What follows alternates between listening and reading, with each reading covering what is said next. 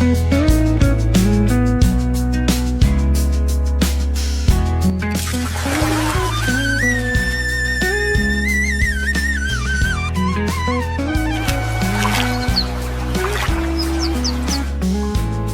भगवान, ये क्या हो गया?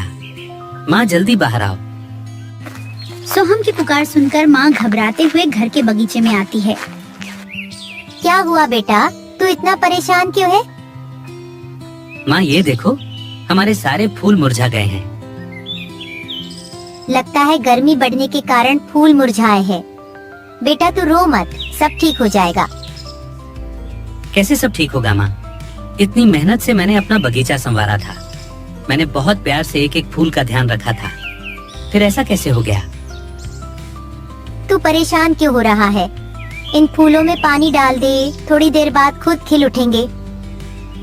हाँ, मैं अभी जाता हूँ पानी लाने। सोहम फौरन पानी लाने के लिए गांव के कुएं के पास चला जाता है। वहाँ गांव के कुछ लोग पहले से ही मौजूद रहते हैं। क्या हुआ? आप सब इतने चिंतित क्यों लग रहे हैं? गांव के मुखिया भी वही परेशान खड़े होते हैं। सोहम के पूछने पर वे उससे कहते हैं, सोहम ये देखो, धूप और गर्मी के कारण कुआं सूख रहा है। ऐसे में इस तड़पाती गर्मी में हम सब कैसे गुजारा करेंगे, बस इसी बात की चिंता हो रही है। सोहम का पड़ोसी रमेश रोते हुए कहता है, अब मैं खेती कैसे करूँगा? हम सब पानी के बिना इस बेरहम गर्मी में प्यास से तड़पते रहेंगे क्या?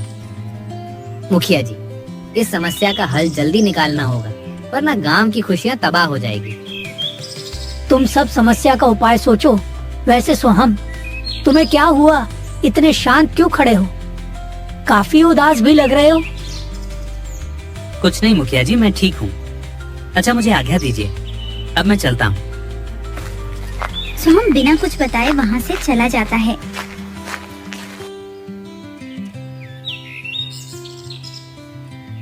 रात होती है। सोहम की माँ उसकी फिक्र में घर से बाहर निकलती है। ये सोहम कहाँ चला गया? मुझे तो उसकी बहुत फिक्र हो रही है। सुबह से अभी तक घर नहीं लौटा है। आज आने दो घर, अच्छे से खबर लूंगी। फिक्र करते करते माँ आगे बढ़ती है। तभी कुछ दूर चलकर उन्हें सोहम एक पेड़ के नीचे बैठे दिखता है। बेटा तू यहाँ क्यों बैठा है? बहुत रात हो गई है, चल घर चलते हैं। मैं कब से बावलों की तरह घर पर तेरा इंतजार कर रही हूँ। नहीं माँ, मुझे घर नहीं जाना। घर जाऊंगा तो बगीचे को देखकर मन और उदास होगा। अच्छा ये बता, तू तो पानी लाने गया था ना, फिर यहाँ क्या कर रहा है? कहाँ से लाऊं पानी माँ? गांव में एक ही कुआं था, वो भी सूख रहा है। और तो और मैं आसपास के सारे गांव घूम आया, पर कहीं भी पानी नहीं मिला। हर जगह सूखा पड़ा है। हे मेरे खाटू श्याम, ये तू हमारी कैसी परीक्षा ले रहा है? हम गरीब लोग फूल बेचकर अपना गुजारा करते थे, पर इस बढ़ती गर्मी ने हमारी उम्मीद खत्म कर दी। माँ तू घर जा, बहुत रात हो रही है, मैं थोड़ी देर बाद आऊंगा। बेटा जब तक तू घर नहीं चलेगा तब तक मैं भी यहाँ से नहीं हिलूंगी, चाहे मुझे पूरी रात यही बैठना पड़े। माँ की जिद के आगे सोहम की एक न चली। वो अपनी माँ के साथ घर गया।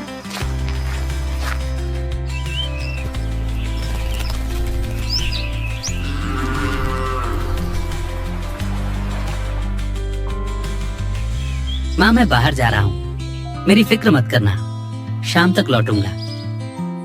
पर बेटा तू जा कहाँ रहा है? वो माँ, मैं सोच रहा हूँ जब तक हमारी समस्या खत्म नहीं हो जाती है कोई दूसरा काम कर लूं। आखिर घर के खर्चे निकालने तो पड़ेंगे ना। इतना बोलकर सोहम दूसरा काम ढूंढने की तलाश में निकल पड़ा। कुछ देर बाद उसे गांव का सबसे धनी व्यक्ति मिलता है। अरे सोहम, कहाँ जा रहे हो भाई? बस सेठ, निकला हूँ काम की तलाश में। भगवान की इच्छा रही तो कोई ना कोई काम मिल ही जाएगा। तुम्हें कहीं और काम करने की जरूरत क्यों पड़ गई? तुम तो अपने बगीचे के फूल बेचा करते थे ना। अब क्या बताऊं सेठ, इस गर्मी ने मुझसे मेरी उम्मीद छीन ली। मेरा हंसता खेलता बगीचा मुरझा गया है। अब जब तक पानी का कोई जुगाड़ नहीं होता तब तक कोई दूसरा काम ही करना पड़ेगा। अच्छा, अगर ऐसी बात है तो तुम्हारी तलाश अब पूरी हुई। मेरे पास तुम्हारे लायक एक काम है। अगर तुम्हें कोई परेशानी ना हो तो आज से ही काम पे आ सकते हो। नहीं नहीं सेठ, मुझे क्या परेशानी होगी, बल्कि मैं तो आपका आभारी हूँ। आपने मेरे कंधे का बोझ हल्का कर दिया मुझे काम देकर। तो चलो फिर मैं तुम्हें काम समझा देता हूँ। इसके बाद रतन सोहम को लेकर अपने गोदाम जाता है। वहाँ कुछ मजदूर अनाज की बोरियां उठाकर जगह पे रख रहे थे। सोहम, मुझे ना थोड़े और मजदूरों की जरूरत है ताकि मेरा काम जल्दी जल्दी हो सके। आजकल मेरे कारोबार में बढ़ोतरी हो गई है। मजदूरी का काम सोहम के लिए बहुत मुश्किल था, पर मजबूरी के कारण सोहम इतनी गर्मी में मजदूरी करने के मान गया। ठीक है रतन सेठ, मैं अच्छे से काम करूँगा। आपको शिकायत का एक भी मौका नहीं दूंगा। अच्छा सुनो, अभी तुम नए आए हो ना, मैं तुम्हें बाकियों से कम मजदूरी दूंगा, क्योंकि यहाँ का ये नियम है कि नए लोगों को शुरू में कम मजदूरी दी जाती है। ठीक है सेठ, जैसा आपको सही लगे।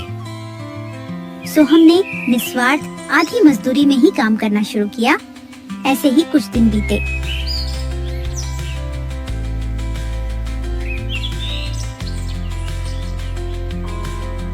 एक दिन सोहम मजदूरी करते करते बाहर के बगीचे को बहुत प्यार से देख रहा था। क्या हुआ भाई, बगीचे को बहुत ध्यान से देख रहे हो? कुछ नहीं भाई, बस बगीचे की खूबसूरती देख रहा हूँ।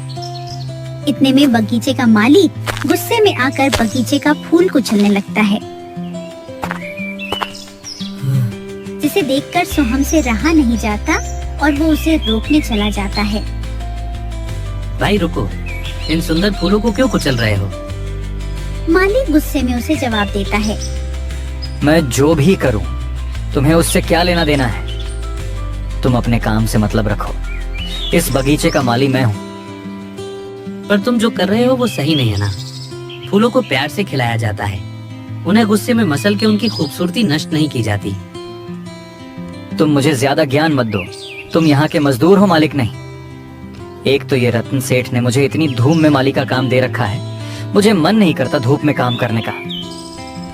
दोनों आपस में बहस कर रहे होते हैं। इतने में उनका शोर शराबा सुनकर बाकी के मजदूर रतन के पास उनकी शिकायत कर देते हैं। सोहम भाई जल्दी चलो, रतन सेठ ने तुम दोनों को अंदर बुलाया है। किसी ने तुम दोनों की शिकायत कर दी है। दोनों घबराते हुए गोदाम के अंदर जाते हैं। क्या बात है, दोनों इतना शोर क्यों मचा रहे थे? मेरी कोई गलती नहीं है मालिक, ये सोहम मुझे काम नहीं करने दे रहा था। रतन सेठ, ये माली आपके बगीचे के फूलों को कुचल रहा था। मैंने इसे रोका तो इसने लड़ाई शुरू कर दी। क्यों रे माली, सोहम सच कह रहा है क्या? नहीं मालिक, ये झूठ बोल रहा है। मैं आपके यहाँ इतने सालों से काम कर रहा हूँ, आज तक आपने ऐसा कुछ सुना क्या मेरे बारे में? ये बस मुझे फंसाने की कोशिश कर रहा है। मैं भला ऐसा क्यों करूँगा? मेरी तुमसे आखिर क्या दुश्मनी है? ये मुझे फंसाना चाह रहे हैं ताकि आप मुझे काम से निकालकर इसे माली बना दें। नहीं, ये सरासर झूठ है सेठ जी। मैंने ऐसा कभी सोचा भी नहीं। शांत हो जाओ तुम दोनों। सोहम, तुम्हें काम पर आए कुछ दिन हुए नहीं कि तुमने लड़ाई शुरू कर दी। रतन सेठ, मेरा यकीन कीजिए, मैंने कुछ नहीं किया। मैं कैसे मान लूं? तुम्हारे आने से पहले आज तक कभी यहाँ लड़ाई नहीं हुई। सब अपना काम शांति से करते थे। आज तुम्हारी वजह से इतना समय नष्ट हुआ है, इसलिए आज तुम्हें बस आधे दिन की ही पगार मिलेगी। अब बाकी सब जाकर अपने अपने काम में लगो। इतना बोलकर रतन चला जाता है। माली का झूठ कोई नहीं पकड़ पाता। बस इसी अकड़ में माली भी खुश होकर बगीचे में चला जाता है और सोहम उदास होकर मजदूरी करने लगता है। उदास मत हो भाई, वो माली ऐसा ही है। उदास ना रहूं तो क्या करूं भाई? मैंने आज तक कभी झूठ नहीं कहा, फिर भी आज मैं सबके सामने झूठा साबित हो गया। तुम झूठे नहीं हो, ये बात यहाँ के आरे मजदूर अच्छे से जानते हैं। वो तो ये माली बहुत शातिर है, किसी को भी फंसा देता है, इसलिए कोई इसके मुंह नहीं लगता। देखना, भगवान उसकी असलियत एक दिन जरूर सामने लाएगा। इतना बोलकर सोहम चुपचाप अपना काम करने लगा। शाम हुई, सोहम आधी मजदूरी लेकर घर गया। आ गया बेटा, बैठ आराम कर, मैं तेरे लिए पानी लेकर आती हूँ। माँ रुक जाओ, क्या बात है, बोल बेटा। मुझे पानी नहीं पीना। ये ले मेरे आज की मजदूरी। बेटा आज मजदूरी रोज के मुकाबले इतनी कम क्यों है? माँ मेरी किस्मत ही खराब है। कुछ अच्छा करने जाता हूँ तो बदले में बुरा ही हो जाता है। माँ के पूछने पर एक बेटे के अंदर का दर्द आंसू बनकर बहने लगा और उसने रोते रोते अपनी माँ को सारा सच बताया। रो मत मेरे बच्चे, जो जैसा करता है वो वैसा ही फल पाता है। सच सामने आने में भले ही देरी हो जाए, पर सच सामने आकर ही रहता है। माँ ने सोहम को दिलासा दिया, उसे समझाया। तब जाकर सोहम के दिल को ठंडक मिली।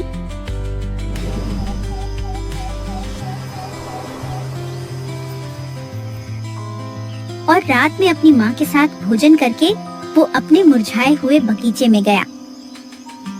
न जाने मेरा प्यारा सा बगीचा कब पहले की तरह खिल उठेगा। मेरे खूबसूरत फूल कब अपनी सुंदरता के रंग बिखेरेंगे। थोड़ी देर अपने मुरझाए बगीचे में बैठकर सोहम ने अफसोस जताया और सोने चला गया।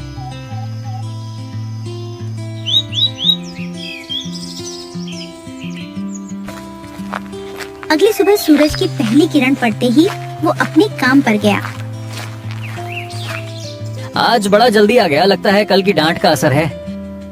मैं तुमसे उलझना नहीं चाहता हूँ, इसलिए मुझसे दूर रहो। मुझसे उलझ पाओ इतनी हिम्मत नहीं है तुम में। सोहम उस घमंडी माली को बिना कोई जवाब दिए गोदाम के अंदर चला जाता है। अंदर रतन अपनी बहन माया के साथ बैठा हुआ था। सोहम अच्छा हुआ तुम आ गए। ये मेरी बहन माया है। आज ही अपनी पढ़ाई पूरी करके शहर से आई है। अब से ये मेरा कारोबार संभालेगी, इसलिए जो भी जरूरी बातें हो इसे बता देना और बाकी मजदूरों को भी कह देना। भैया आप यहाँ की फिक्र मत कीजिए, मैं सब संभाल लूंगी, आप बेफिक्र रहिए। चलो फिर मैं चलता हूँ, मुझे कुछ जरूरी काम निपटाने हैं। रतन कारोबार की जिम्मेदारी माया के ऊपर छोड़कर अपने दूसरे कामों में चला जाता है। माया बहुत गुणवान और जिम्मेदार लड़की थी। उसने बिना एक क्षण की देरी किए अपना काम शुरू कर दिया। सोहम, यहाँ जितने भी लोग काम करते हैं, चाहे मजदूर हो या माली, मुझे उन सभी की जानकारी और पूरे साल का हिसाब किताब चाहिए। जी मालकिन, जैसा आप कहो। मैं घर जा रही हूँ, आधे घंटे में काम पूरा करके घर आ जाना। इतना बोलकर माया घर चली गई। आदेश मिलते ही सोहम अपने काम में लग गया। कुछ देर में सारे मजदूरों के आने का समय हुआ। अरे सोहम भाई, आज बड़ी जल्दी आ गए। आज सेठ किसी भी वजह से मुझसे नाराज ना हो, इसलिए मैंने कोई गलती की गुंजाइश ही नहीं छोड़ी। अच्छा किया तुमने, वो माली अब तुम्हारे पीछे पड़ा है कि तुम कोई गलती करो और वो फिर से तुम्हारी चुगली करे। अच्छा, अब मैं सेठ के घर जा रहना हूँ। माया मालकिन को पूरे साल का हिसाब किताब देखना है। अच्छा, तो रत्न सेठ की बहन ना शहर से आ गई। मैंने सुना है कि वो अपने सारे काम में बहुत पक्की है। हाँ ये तो है, तभी तो शहर से आते ही उन्होंने काम शुरू कर दिया। हर लड़की को उनके जैसा ही सर्वगुण संपन्न होना चाहिए। मैं तो उनकी बहुत इज्जत करता हूँ। इतना बोलकर सोहम माया के पास हिसाब किताब लेकर चला जाता है। माया सारा हिसाब किताब देखती है और उसे पता चलता है कि पूरे साल किसी ने हिसाब में बहुत घपला किया है। ये क्या सोहम, हिसाब में इतनी गड़बड़ी कौन कर रहा है? हर साल जितना मुनाफा होना चाहिए उससे कम ही पैसे आते हैं खाते में। पता नहीं मालकिन, मैं तो कुछ दिन पहले ही काम में आया हूँ। अच्छा, इससे पहले तुम क्या करते थे? मालकिन, मैं फूल बेचा करता था। मेरा खुद का बगीचा था, पर गर्मी और पानी की कमी के कारण सारे फूल मुरझा गए। ओह अच्छा, वैसे हमारे बगीचे का काम कौन संभालता है? क्या तुम उसे जानते हो? हाँ मालकिन, कुछ हुआ है क्या?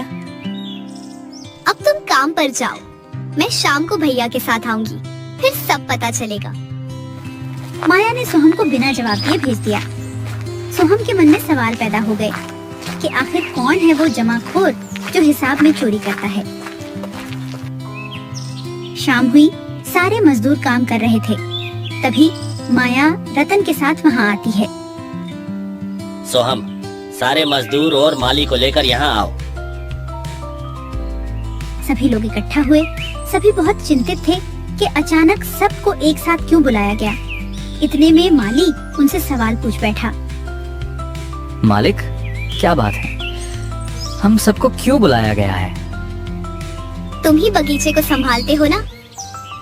जी मालकिन, देखिए बगीचा कितना सुंदर और खिला खिला लग रहा है। ये सब मेरी मेहनत का नतीजा है। भैया, यही है असली गद्दार।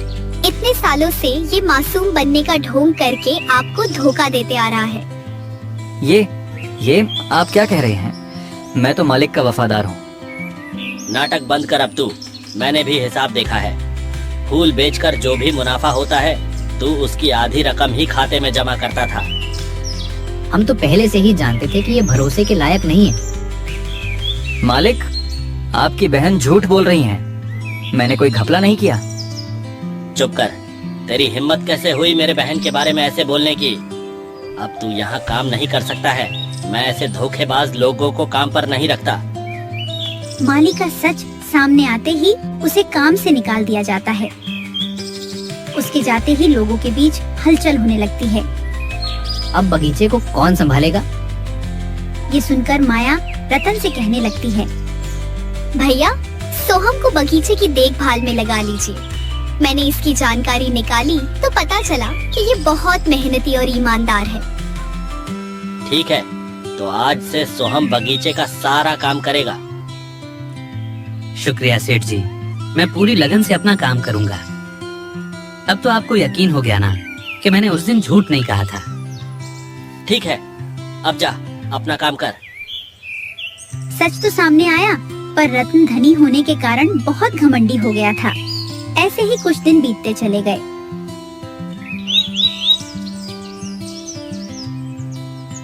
सोहम बगीचे को बहुत प्यार से संभालता था। एक दिन वो बगीचे में काम कर रहा था, तभी माया वहाँ आती है। क्या बात है सोहम, तुमने तो कुछ दिनों में ही पूरे बगीचे का रंग रूप ही बदल दिया। बगीचा पहले से काफी सुंदर लग रहा है। वो इसलिए क्योंकि आपके बगीचे में समय पे पानी डलता है। आप लोग तो शहर से पानी मंगवाते हैं ना। आप जैसे धनी लोगों के ऊपर गर्मी का कोई असर नहीं होता होगा। लगता है बगीचे से तुम काफी जुड़े हुए हो, इसलिए भावुक हो गए। मालकिन, मुझे फूल उगाना, उनकी देख रेख करना बहुत पसंद है। मुझे बगीचे में रंग बिरंगे फूल देखकर बहुत सुकून मिलता है। अच्छा लगा है ये देखकर कि तुम्हें फूलों की जानकारी इतनी बारीकी से है। फूल दिल को सुकून पहुंचाते हैं, इसलिए तो कोई त्योहार हो या शादी लोग फूलों को ही महत्व देते हैं। हाँ, फूलों की सुगंध मन मोह लेती है और उनकी सुंदरता दिल को छू लेती है। सोहम की बातों से माया बहुत प्रसन्न हुई। ऐसे ही दिन बीतते चले गए। सोहम पूरी निष्ठा और लगन के साथ बगीचा संवारने लगा। धीरे धीरे माया का सारा ध्यान सोहम के ऊपर आ गया।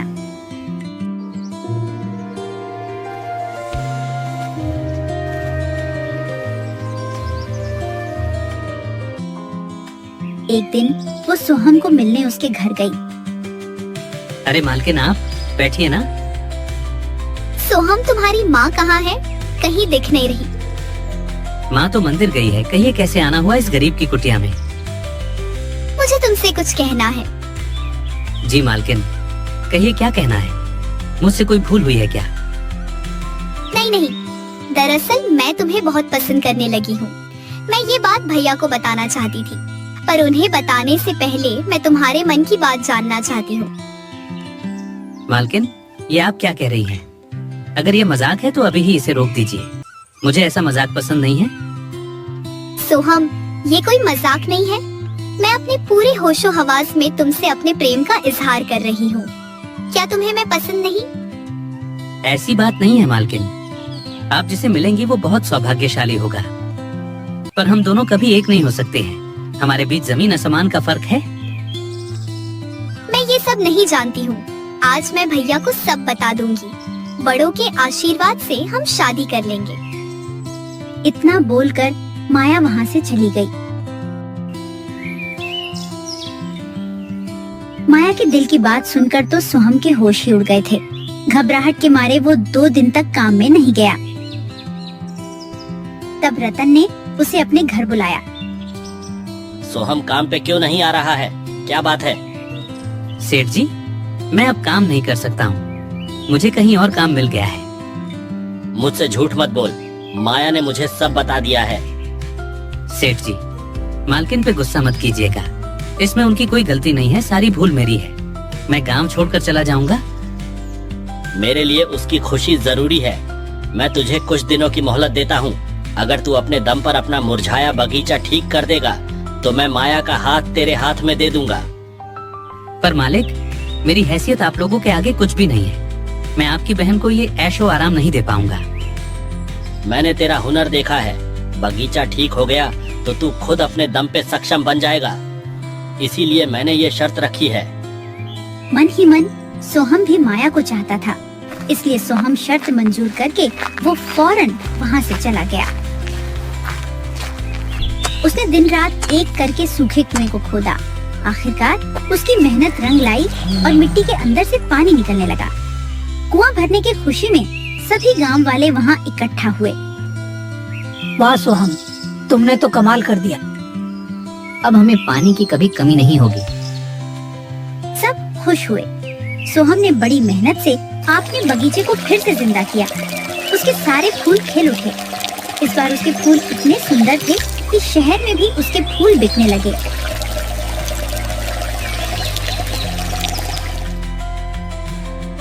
आज तेरी मेहनत के आगे मेरा सारा घमंड चूर हुआ।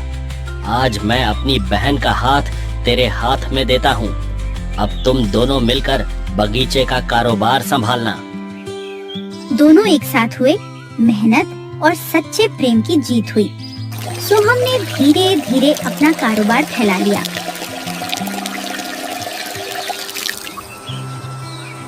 इस प्रकार की